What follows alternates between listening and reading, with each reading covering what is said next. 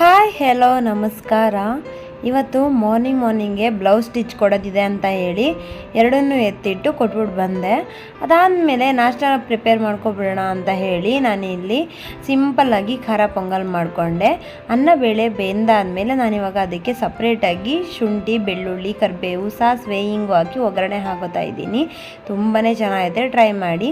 ಆಮೇಲೆ ನಾನು ಪಾಪು ಇಬ್ಬರೂ ಕೊಂಗಳೆ ಅಂತ ಹೇಳಿ ಇಲ್ಲೇ ಒಂದು ಊರಿದೆ, ಅಲ್ಲಿಗೆ ಹೋಗಿ ಬಂದ್ವಿ. ನಾವು ಹೋಗಿ ಬರೋ ತನಕ ನೈಟ್ ಆಗೋಯಿತು. ಕೆಳಗಡೆ ಮನೆ ಪಾಪುದು 1 ವರ್ಷದ್ದು ಬರ್ತ್ಡೇ ನಡೀತಾ ಇತ್ತು, ಅಲ್ಲಿಗೆ ನಮ್ಮನ್ನ ಇನ್ವೈಟ್ ಮಾಡಿದರು. ಹಾಗಾಗಿ ಅಲ್ಲಿಂದ ಬಂದಮೇಲೆ ಫಸ್ಟು ಬರ್ಡೇಗೆ ಹೋಗಿ ಅಲ್ಲಿ ಸ್ವಲ್ಪ ಎಂಜಾಯ್ ಮಾಡಿ ಕೇಕಿಗೆ ತಿಂದು ಅಲ್ಲಿಂದ ವಾಪಸ್ ಬಂದ್ವಿ. ಇವತ್ತಂತೂ ತುಂಬ ಬ್ಯುಸಿ ಶೆಡ್ಯೂಲಲ್ಲೇ ನಮ್ಮ ದಿನ ಮುಗ್ದೋಯ್ತು.